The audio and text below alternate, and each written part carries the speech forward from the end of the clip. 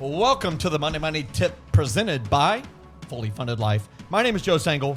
I'm joined, as always, by my co-host, Megan Hibbard, and she's going to share with you a theme here that I'm out. I'm out of the office during this episode, but I'm actually here in the office recording the episode in advance of.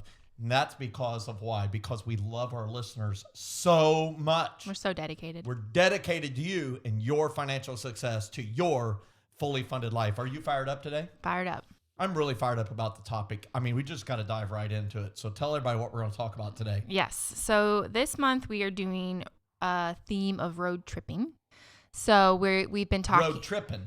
Yes. Now you're refined from Cary, North Carolina, and so it's road tripping.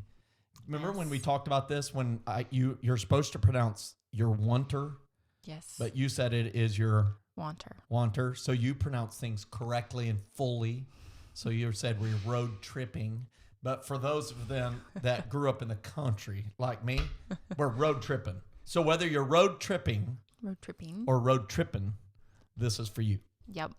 All right. So we talked about the beach. We talked about camping and all of these different themes. Yes. So all of these different themes. We're talking about places that you're going, or maybe places that you're going, listener. Maybe you went to the beach or are going to the beach. Maybe you've been camping. Maybe you're going fishing soon. So we're trying to take these everyday, I guess vacation isn't every day, although I wish it was. But try and take these themes of different places you could go and equate them to financial terms and how it could apply to your money. Yeah. So you talked about the beach, talked about camping. So today we're going to talk about fishing. Yes. We're trying to get everyone, the beach lovers, the mountain lovers with maybe the fishing. I don't know. If you have a fisherman in your family, you've been trying to get them to listen to the podcast. Here you go. You need to get them to listen to the podcast. And so I figured, what we should do first is talk about some big fish that I've caught. Oh, okay. So let's share some pictures with you. This is a picture of a big northern pike that my nephew caught last year in the fishing trip at the lake that we're going to. This is a picture of a big muskie that I caught.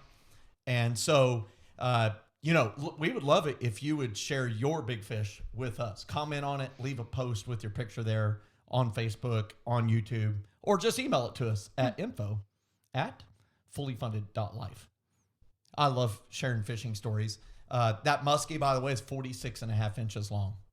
The northern pike that my nephew caught last year and won the big fish contest with was 9 pounds, I think 3 ounces. Pretty awesome. Is that a lot? Yeah. Have you caught a big fish lately? Not. Have you caught actual fish? No. Have you caught a fish? I don't think I've ever been fishing. You've never caught a fish in your life? No. I should go fishing. Don't you have a pond? Yeah. Yeah, we should come over. I should bring Logan. He has a fishing pole. Okay. We need to make that happen. Yeah. So if you think that should happen, comment and say, Joe, make it happen. And I know Jordan would love it. Oh, yeah. Jordan's been fishing. He's got to be there when filming with the son when he catches his first ever fish. Yes. That's just a special moment. Yeah. And it's just very special. Okay, so let's talk about it. We're going to use this terminology related to each of these trips I've taken. This is the fishing trip. If you want to know where I'm going to the middle of Minnesota, the state of Minnesota. My dad was born in Minnesota, and so we go spend a week there every year at a big giant lake. And this year there'll be around 23, 24 of our team, of our family. They're our team. And they are your team. And I'm going to go for the big fish prize. Let's go. Yeah. It's gonna be good. All right. So first we're going to talk about having the right gear. So you go fishing, you got to have fishing gear. You got to have the right gear to go fishing. Yeah. And I mean, here's the deal. If you show up with zero fishing gear, what are your chances that you're going to catch a fish? A zero. Zero. Exactly. Yeah, exactly zero. Trademark. Now, if you show up with the wrong gear, like let's say I showed up with giant saltwater hooks. I'm talking the big giant saltwater hooks for like giant sharks. What are the chances I'm going to catch fish in a freshwater lake in the middle of Minnesota?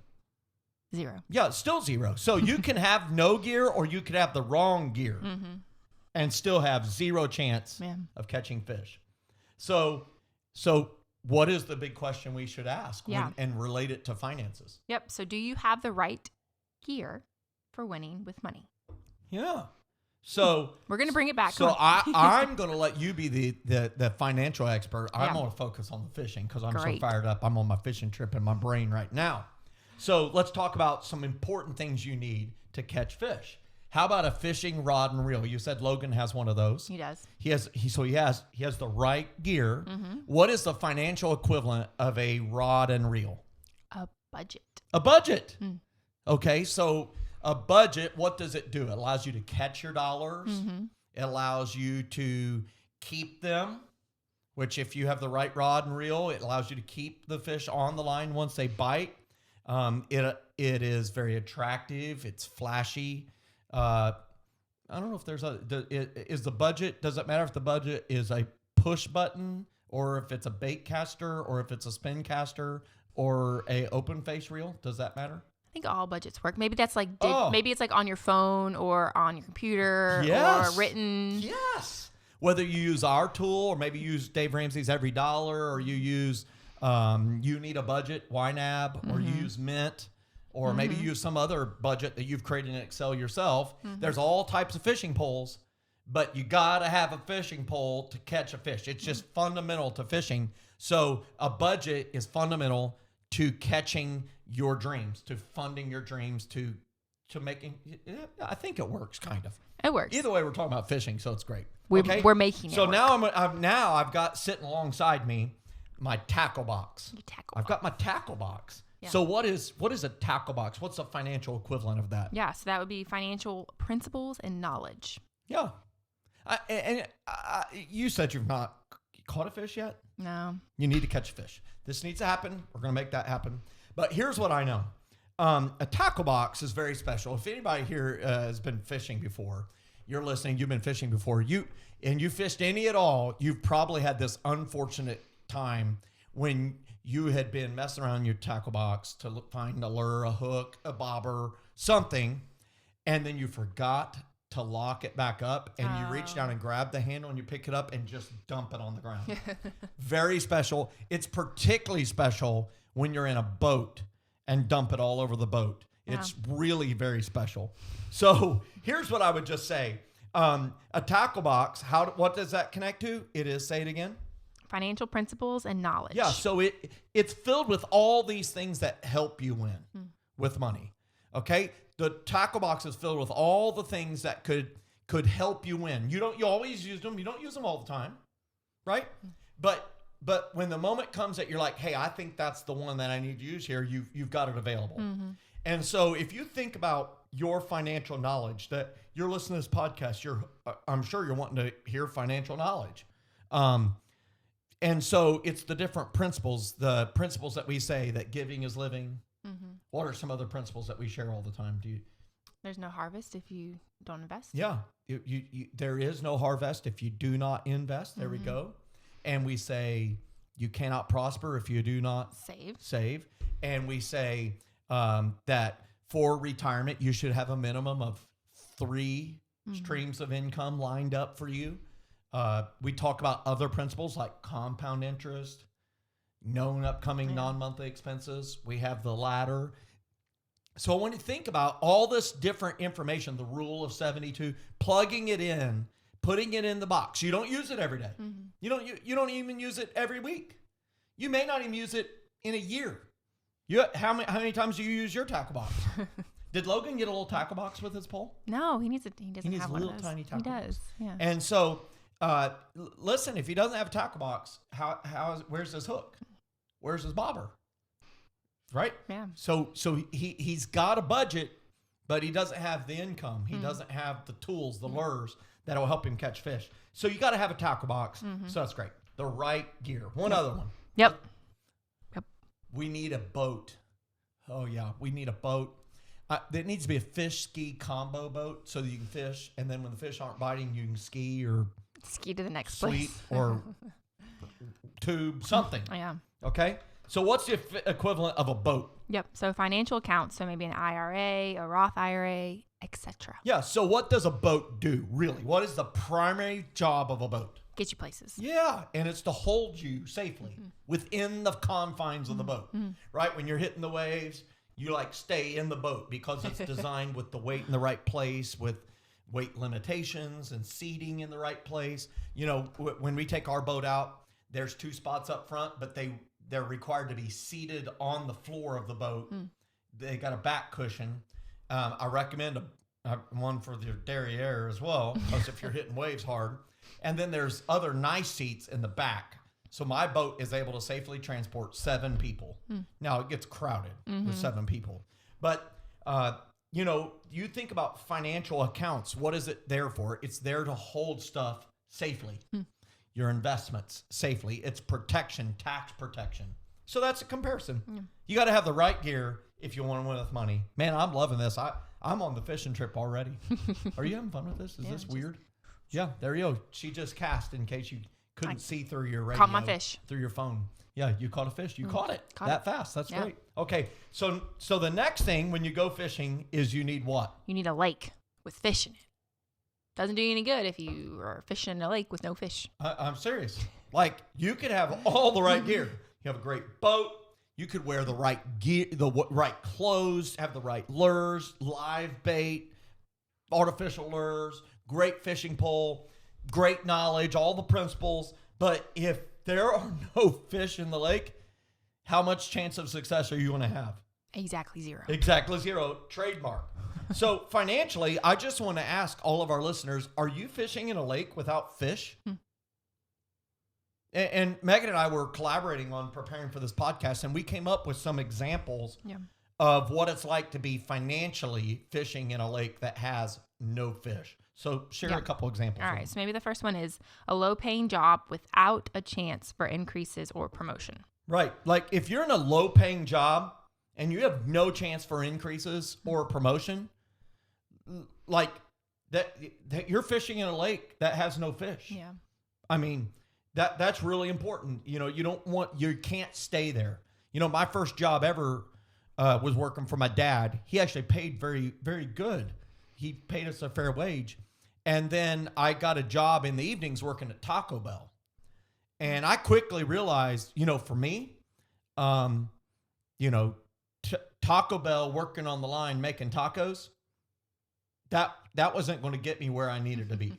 And so it helped motivate me to fill out the application to go to Purdue University to study engineering because I did not want to stay stuck. Make sense?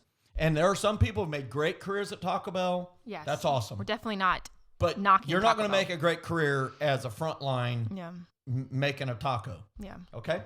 Yeah, and I mean, I think the key here is everybody has to start somewhere. So maybe you start at Taco Bell, or maybe you are, you know, working retail, or maybe you're, you know, in that low-paying job, and that's fine for now. Yeah. But you need to fill out the application for a different job, or maybe you see somewhere else that you want to do, or maybe you want to go to school, or, you know, it's pursuing other opportunities. Yeah, it really ties to our next example that we came up with. What's that? Yep. So lacking skills, certifications, or education that make companies compete for your talent. Right. So that's really important. Like if you lack skills that are not universally wanted, but highly in demand, or special certifications or certain levels of education, the more companies that need your skill set, that need your certification, that need your education, the better chance you're going to catch some fish, a lot of fish,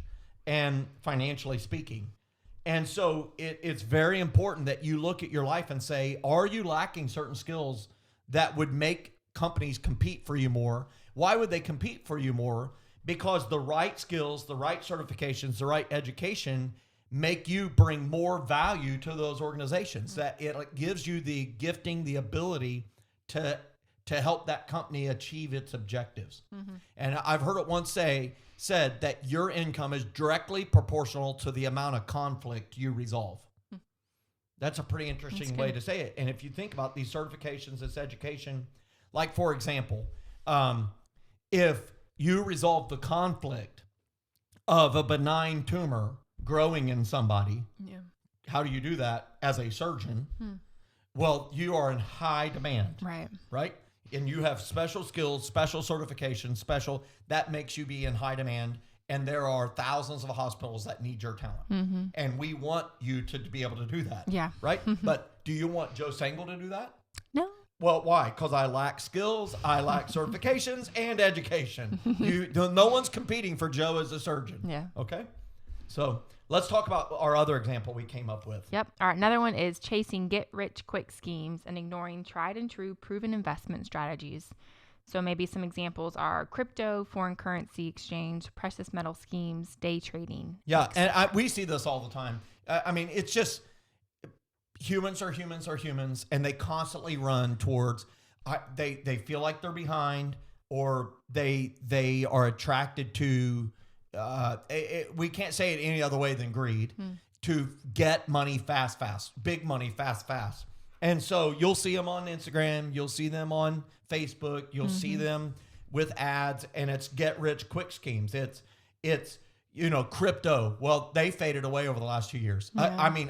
All I heard was a bunch of, I'm just going to say it what it was, a bunch of early 20-somethings they were smugly sitting about how much money they've made in crypto. And they did. Those who were in early made a bunch of money. Mm-hmm. When I asked them, what is crypto? They could not explain what it was. Yeah. It collapsed. And, it's still got value, and it has real technology. They're not smug anymore. Mm-hmm. They've taken their first beating, and I'm like, well, okay. Any investor who's been around for a while takes a beating. Yeah. Okay. Forex, I heard about foreign exchange currencies, all that stuff. Precious metal schemes, I've heard them.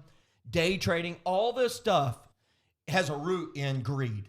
Because if it comes easy, if it races too easily, there's usually a hook in it. It's kind of talking about fishing. The bait's attractive, but there's a sharp hook on it, and it's got a barb, and it's going to keep you on the hook, and it's going to take you for a ride that maybe you didn't want to go on. Okay? Yep. So be careful. You want to make sure you have the right gear. You want to fish in a lake that has the right fish and has fish. Okay? Yep. And if you're successful, you get to have that monumental moment. You fire up the grease. Or if you're eating healthy, you get the aluminum foil on the grill. Mm-hmm. Get a little bit of butter, maybe margarine, a little bit of olive oil, a little bit of lemon pepper. You're having what? The fish fry. The fish fry. Do you like fish? Do you like fried fish? I do. I love fish. I love all seafood. Okay, that's awesome. Yes. So fried fish. So do you ask, hey, what type of fish is this? Like cod, pollock? Like, do you like the Filet-O-Fish at McDonald's? Honestly can't say I've ever had it. I mean, I've eaten a lot of things at McDonald's, but I just don't know if fish is what I want to eat when I go to McDonald's. Here's what's going to happen. After this episode of the podcast, I'm sending someone out to get you a Filet-O-Fish sandwich. I'm not kidding. We're going to get 2 of them. I need to make it and through, we're going to film lunch. You trying it. Oh gosh. Huh? I'm not afraid to eat it. I just feel like. Are you? If I got somebody to go get you a McDonald's Filet-O-Fish, would you eat it? I'm not like right now. I'm not like snooty. I eat McDonald's. Yeah. Oh, it's absolutely amazing. It doesn't fit in their menu at all because you're going hamburger, another type of hamburger, fried chicken pieces, right? That's why it's weird to me. Hamburger, fish. Yeah. But there's a reason why it's been on there forever. And a big reason is because of Fridays. And many people don't eat meat on Friday, but fish qualifies. And that's one reason why it's on the menu. Isn't that awesome? But you have the fish fry. You get to enjoy the fruit of your efforts. That fish that was swimming an hour ago, he's swimming in grease. That's why I practice catch and release into the grease. That's my technique. Although I release most of the fish that I catch. But I always enjoy enough for dinner.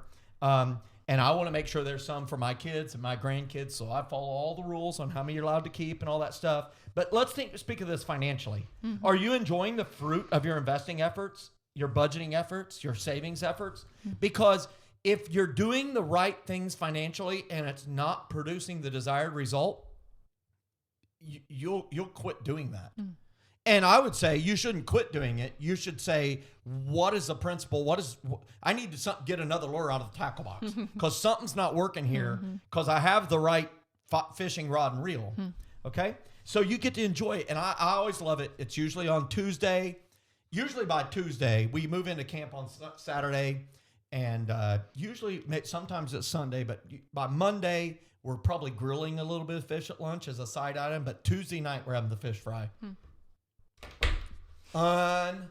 Unbelievable. So it's Monday night. you're listening to the podcast, maybe today, but probably tomorrow, I'll be enjoying the fish fry. I'll be thinking of all of y'all. Okay? And then the trip comes to a close and you're left with what? Memories. Okay? So explain that. Yep. So when it's all over, we're left with pictures, videos, and memories of the trip itself is over. So however, the memories inform our future activities. Are you tearing up over there? The trip is over. I'm always so sad. When I go into my fishing trip, I show up and I'm like, I'm going to jog at least 3 times. I'm going to go golfing at the golf course that's across the street. I usually leave at 6 a.m. on Saturday morning when it's over. I have ran none times. I've golfed none times. And I am so sad. But, when the trip is over, those memories, they inform our future activities. So you ask these questions. Was it a good trip? If it was a good trip, what do you say? Let's do it again. Let's go. So this will be at least the 35th 1-week fishing trip I've been on in my life. Maybe 40th. I should add those up. But I've done a week-long fishing trip about every year of my life. Okay? Was it a bad trip? Well, what's that decision? Let's not do that Let's not do that anymore. Okay? Then a lot of times you're thinking, what went well? Well, what do you say about that? Let's do that again. Yeah, let's do that again. So one time, a brother rented, now this is going way back, he rented Wave Runners. You still see them every now and then on the lake. Yeah, they had the handlebar, right? But they had the very first, what we would call jet skis now, where you were seated the whole time. And my brother from Texas, brother number 3, showed up and he rented them for a couple of hours.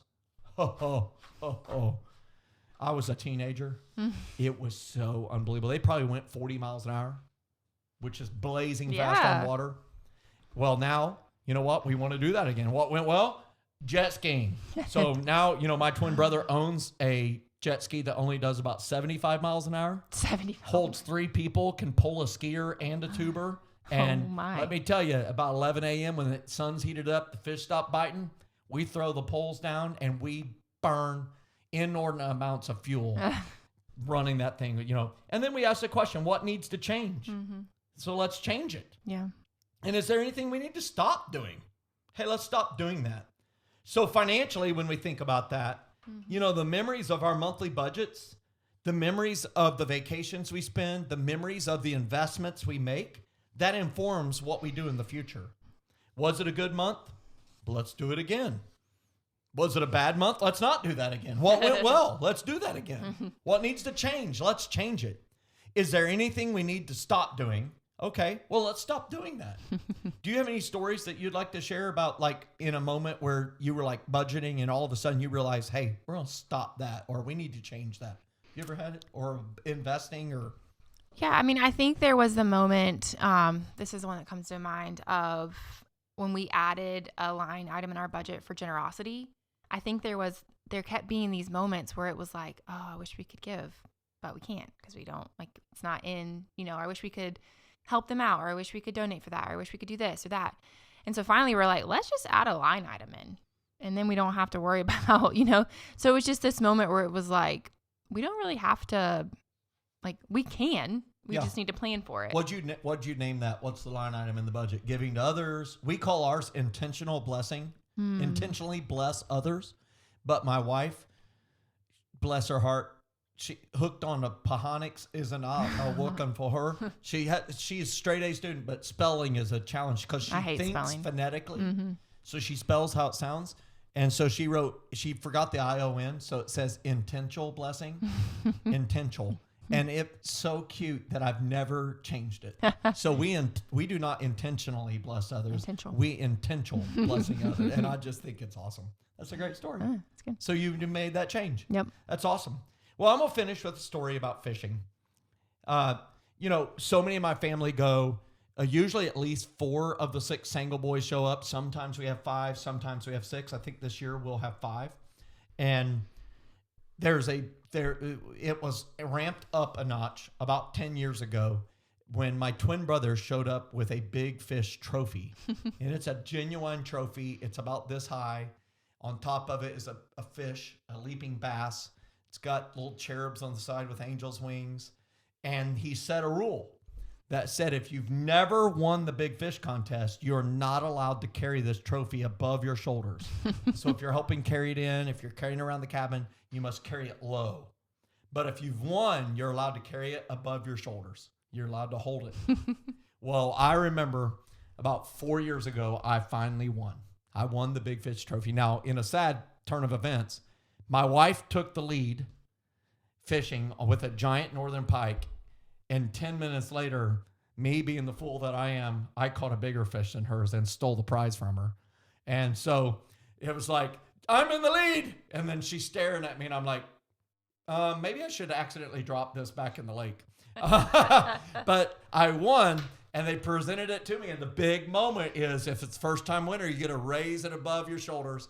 And I win and I raised it above my shoulder and promptly stuck it in the spinning ceiling fan and ripped the little wings of one of the eagles off. And my daughter was sitting there and she's like, he wins? No, she just said it perfectly. As soon as I lift it up, hit it, she says, and he breaks it immediately. I've never been able to glue it on properly, so now it has a few injuries inflicted upon it. That's funny. But I am now able to raise it above my shoulders. There you go. Hey, listen, y'all, I want you to be able to raise your financial trophy above your shoulders. I want you to win. That's what this is about, to live your fully funded life.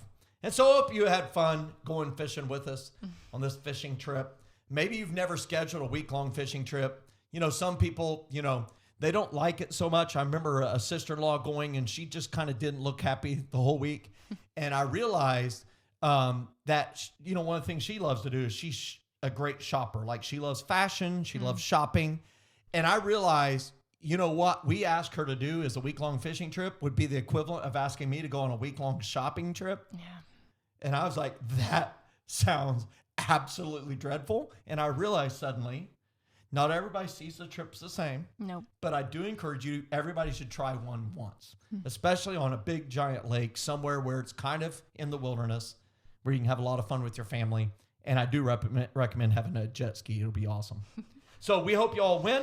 Have a great week. I'll be out on the lake, hopefully reeling in a giant pike. Have a great week, everybody. We didn't have this in